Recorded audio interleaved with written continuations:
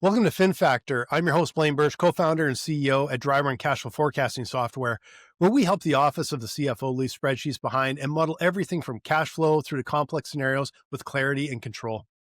And joining me today is Rafael Pinho of TD Pine Advisors, where they provide CFO consulting and help businesses manage key financial drivers and exit strategy planning.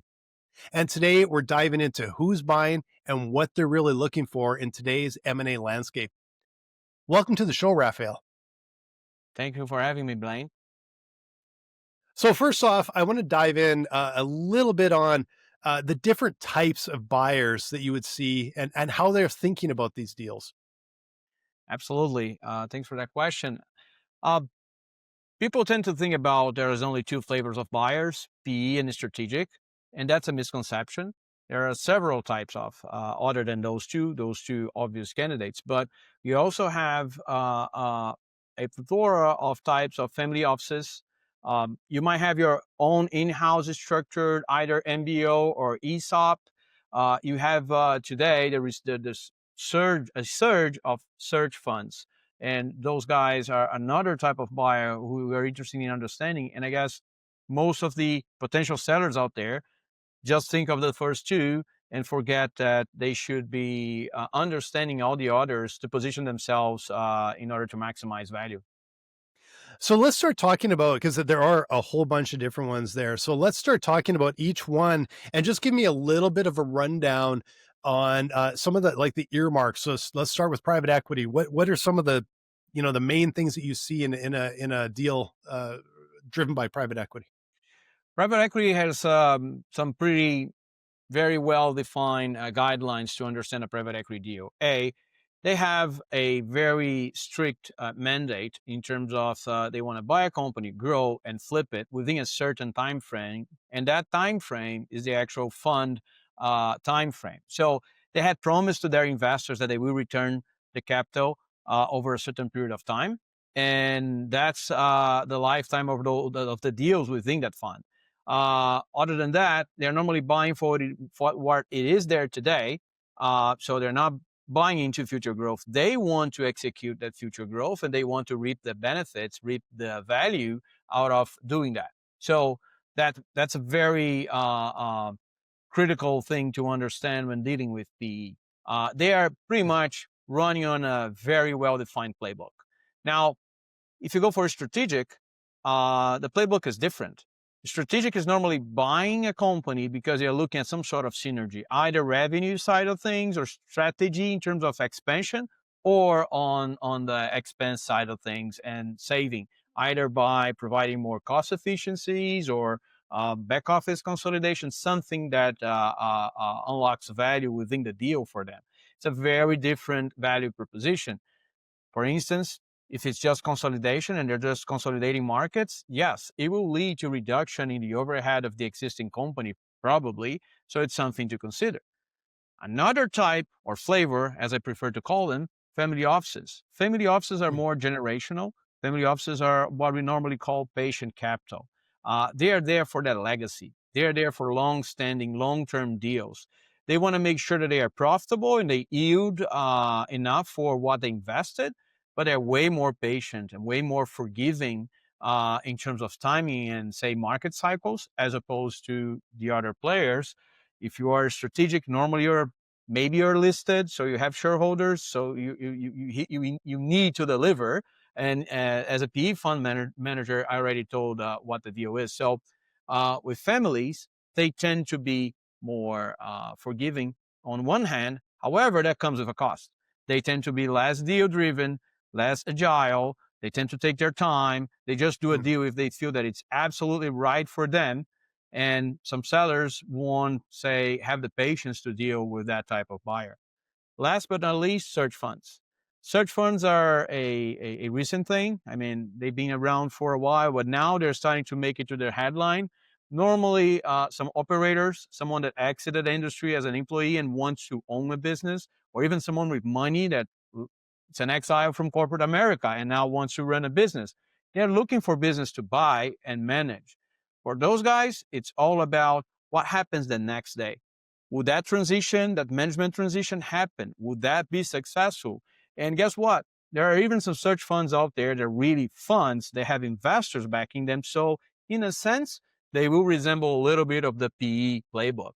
But they're all different in their ways. You've got to be careful. Bottom line, when you're selling your business, you're normally having a partner at least for a few years. And when you're choosing a partner, you got to make sure that you're selecting the right partner. That's the key thing. So I'm curious about the different timelines on these different ones because you talked about private equity all the way through to these search funds, which I'm not familiar with at all. What sort of different timelines do you actually see with these kind of four different types of buyers? Okay. The typical private equity fund is going to have a 7-year term, which means that they're going to invest today, thinking of an exit within 5 to 7 years, ideally 3 to 5. Why is that? The quicker they turn around the capital, either it gives them the opportunity to flip it again, or they are making a safe bet. They're never wait to sell at the very last moment and minute, because that's probably a more riskier proposition. Now, let's think of the strategics. Strategics, their timeline is really difficult to be precise on, because it all depends on what that management, what the shareholders of that company are expecting. So that's Mhm. maybe something that you, as a seller or a CFO, helping a CEO sell, should be inquiring. What's the idea here? What's their strategy? Where they're going? You could do your own due diligence on them as you go through the process to try and understand uh, what makes them tick and what they're promising as they acquire you. Because down the road, if the acquisition doesn't deliver what they were expecting, that's when the clock's going to start ticking against the asset and all the project in general. So Mm, I cannot be precise on timeline. With mhm. families, definitely they're going to be looking at buying and holding for at least 5 years. Most of them can be 10 years or more. It will all depend on how the asset fits with their overall portfolio, with the overall family, say, situation and goals. So again, do your diligence. Try to understand what they're doing with these assets. Try to understand what their goals are, what their objectives are, and then you're going to have a better grasp on that timeline. Because I know that talking 10 years plus in today's world sounds like a little bit too optimistic. But yeah, we've seen deals that can go over 20 years because the assets just came in hand to their strategy, just made sense to hold. So it's all about, but it really depends on that buyer and that family. Lastly, search funds, they're going to be sort of a hybrid between the patients of a family office or a rich family and the private equity. A lot of these search funds, although they'll say, I'm not willing to sell, and yes, they're not looking to sell necessarily, not initially, they will at some point, because they will want to reap the return and the benefit of all what they brought to the table and what they executed on. So the good side of that is that normally those guys run on a freer or less strict mandate. They actually many times rose capital with someone, and as they had that capital with them, they made their own promises there. But I bet that anyone playing and funding search funds knows that they're typically going for companies that are under the radar of private equity, which means that they need more time to make things work. Uh, I would say that it's at least 3 years to make a company minimally attractive to a private equity. But in the reality, it should be more 5 to 7, if not more. Again, Blaine, I'm sorry to repeat myself here. You got to understand that buyer. As soon as Mhm. you really see there's a transaction to be had here, you do your diligence. You ask them and you try to make sense of where they're going and see if there's a fit for you. So I'm curious if outside of the strategic, I suppose that would be a little bit of an exception. Are any of the others ever a buy and hold? Because I suspect that strategics are commonly, especially in software, they literally will buy and hold and roll it into their business model. Do any of the other ones ever buy and hold, or is it virtually always the intention to sell and earn some dollars off of that? some of those search funds might be the buy and hold because, again, if they are a corporate America exile, probably a big executive with lots of cash, they might be looking for a long-standing, say, job for them. It might be a way of placing them in the buy and hold category.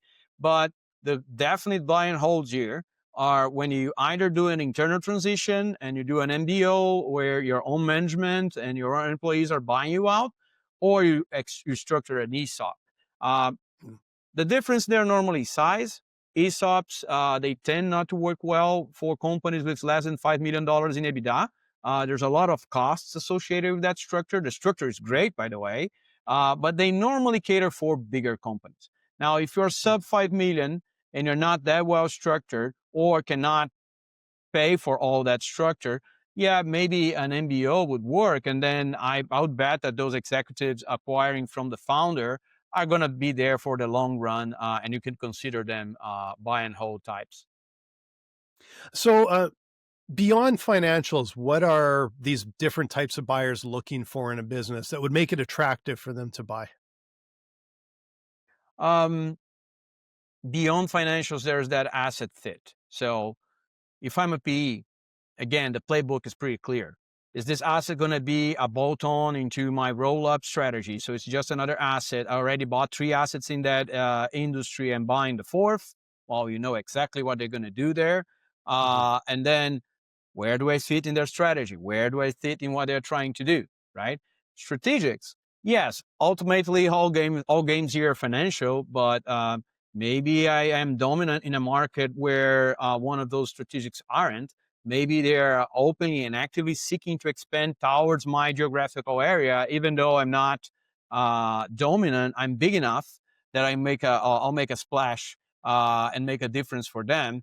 Now, do they fit into the company? Because if the culture is completely different, if the systems are completely different, I've seen cases where people build companies thinking of selling, Mhm. and they were just choosing the right types of ERPs that are most used in the industry. Not because they like their ERP, just because they know that at the other side of the table, strategic will look at that and say, oh, by the way, they use our own ERP. And if you've been to a board meeting or a C-level type meeting and you say that, oh, magic words, we're saving money by doing the deal because they're not having all that integration. So that's another type of thing that they could be looking for. I think I told you on families probably has to do with values too. I mean, those Mm. family values and how they do business and how they think about business is going to be as important as financials because they plus one of a transaction, price is set and the due diligence is over and everything is said and done. But I can see a lot of buyer or seller remorse coming from not asking those questions like the ones you just asked, not looking at what's beyond financials in that acquisition. So that's I tend to say even more important than price. Price is just a number in the end. So how can a seller tail the exit strategy to match what that buyer likely wants? I always say this, start with the end goal in mind. So, what do I want? I want to protect my people. Probably strategic is not the best. I have no problem. I built this company for efficiency and that efficiency culture is here. Probably PE is your guy.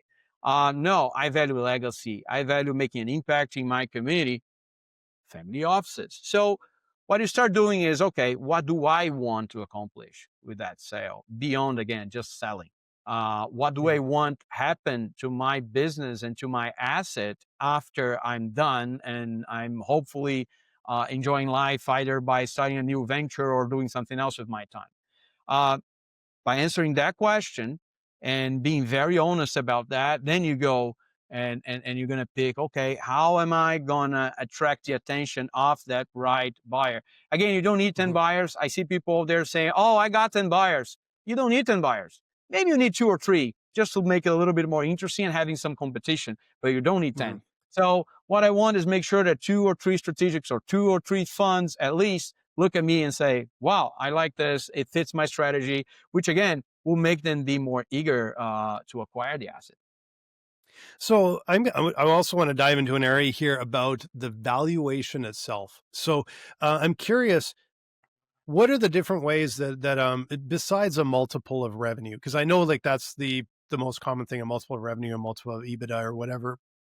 But there's other ways, especially with the strategic, that I believe they're likely see value in a company. How do you start, and how do you think about putting an actual price tag on a business that would make sense to the market? That's a great question and very often misconception. So when you think of, I'll start with PEs because yeah, you said it is as simple as okay, 6 times your 5 million EBITDA, 30 million company. That's what I'm paying for. That's what you deliver, and that's it. Now, people often say strategics pay more.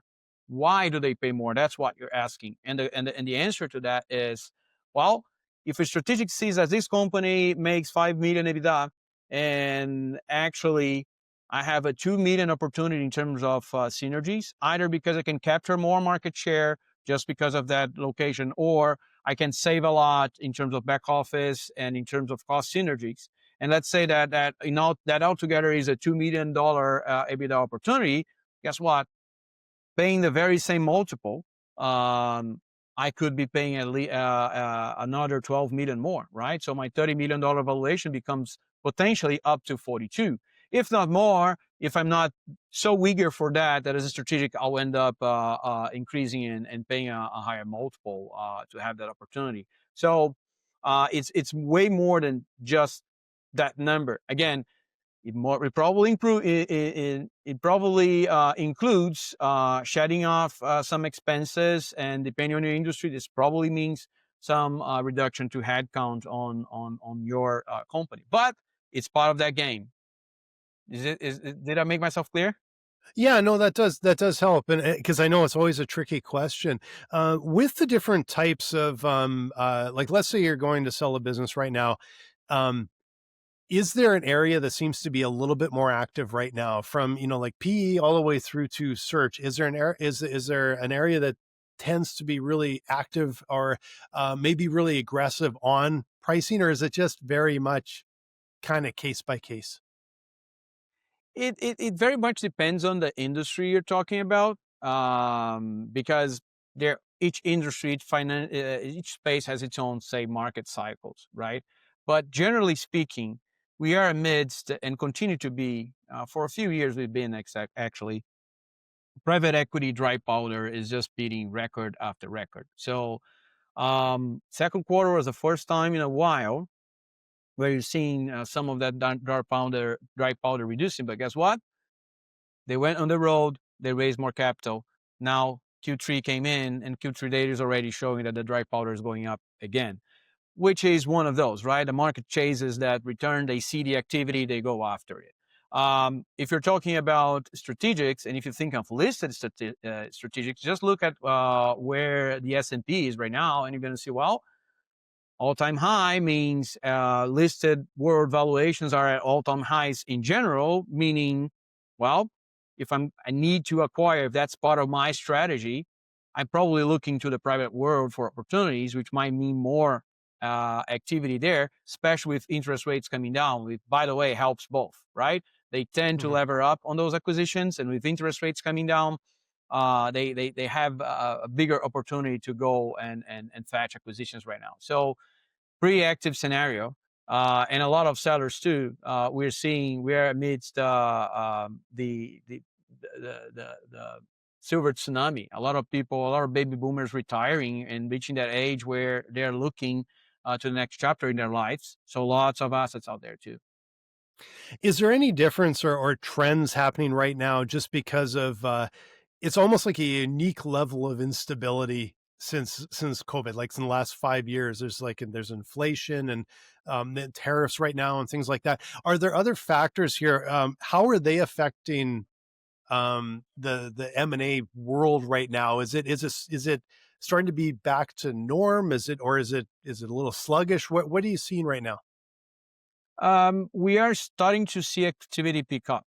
And remember, we started a year with a very important transition in power in America. So up until late last year, you could see people a little bit taking a breather and taking a pause, trying to understand where things were going. As soon as the potential result will started to unfold, you could see some actors out there. I have a lawyer friend who told me, I'm busy like I wouldn't expect, and this is still November. And the guy was saying, well, everybody's trying to pull the trigger now, exactly because they think that most people think that it's not the time, because those guys are moving to try and stay ahead of the curve. Now, we came into 2025 and we had the transition in power, and we came in, we were pretty shaken down in terms of policy, right? So as the country took a very steep change in terms of policy in general, that had its impact too. Obviously, the tariffs and all the discussion, and there's going to be a tariff, there's not going to be a tariff, had an impact, especially when you're thinking of sectors like manufacturing. Um, AI, a lot of focus on the government on making sure that money is deployed in AI, and all the listed players talking and banging the drums on AI makes anything that has AI in it, even the ones that are not really AI but just tell them that sell themselves as AI, be booming. So Mhm. there are some spaces where things are heading. To the opposite side, think it real estate, think it retail, think any space where interest rates are a massive factor. Right now, you might see things shifting, but up until now, we didn't see a lot of movement because we were until very recently on that wait and see mode on the interest rate front, which is now Mm. changing. Yeah, yeah. Uh, this is really interesting. Is there any other key trends that we should be looking out for over the next, like in 26, or even just over the next 4 or 5 years that you expect to come into play, or do you think it'll just start to settle in? One, and that we've touched upon, is the growth of search funds, the growth of that type of operator mindset type, because one of the key cultural changes that COVID introduced is I don't necessarily need corporate America. If Mm, I have this other pathway, I can go. A lot of people went solo. A lot of people went, digital nomad to operate single operator type deals happening. So I see more and more people doing that. I've actually read an interesting article the other day about some of the PE funds actually going to the MBAs, and instead of trying to hire them, I'm going to fund your search fund, mm, because some of those guys would not want to go and grind in Wall Street. Uh, Cultural change post COVID. But well, if you want to give me capital so I can make those acquisitions happen, it might make my life easier. I might not have to be restricted to a 5 million SBA loan. I could do something bigger, right? And bigger normally is safer. So yeah, search funds and how they've been growing, and as a trend, I'm seeing people now starting to structure their own search funds, as opposed to it needs to be a big bulge bracket private equity type name doing anything like that. Yeah, mhm. that's a key trend, and something that will shape, especially in the smaller world of sub $5 million acquisitions. It's gonna make a difference. Mm. So tell me a little bit about you and TD Pine Advisors. What do you do, and how should people get hold of you? Well, thanks, man. We at TD Point Advisors, we help business have options. That option doesn't necessarily need to be a sale, but they need to structure their business to get whatever they want. We talked about it here. Have their goal in mind. They normally come to us. This is what we're going to do. We want to make sure that the next generation can take on the business. Okay, let's structure a business for that. That's what we do in a nutshell. And we work with CFOs, CEOs, founders, boards to put a plan together in a very hands-on way to execute alongside them. We're not just prescriptive. Here's your plan, go execute it, because we know those never get executed. So we're going to come in hands-on and do it. If they want to reach out, we have a website, tdpineadvisors.com, or they can reach out on LinkedIn. Both me and Brendan Moon, my business partner, we are very active there in the space. So just send us a message. Let's chat. Let's talk about it. We're here to have a conversation and figure out how we can help. That's terrific. Thank you so much, Rafael. This was a great conversation. You got to answer some of my questions that I snuck in. Yeah, not some of the ones you had mentioned before. I actually had questions here, so I want to sneak them in. So I really appreciate you letting me do that. And if you're a CFO out there, you're on a finance team, and you are struggling with cash flow and spreadsheets, come see us at Dry Run. We will get you out of those complex spreadsheets. We're going to help you and your team save a ton of time and bring a ton of clarity to management. Thanks again, Rafael. I really appreciate it.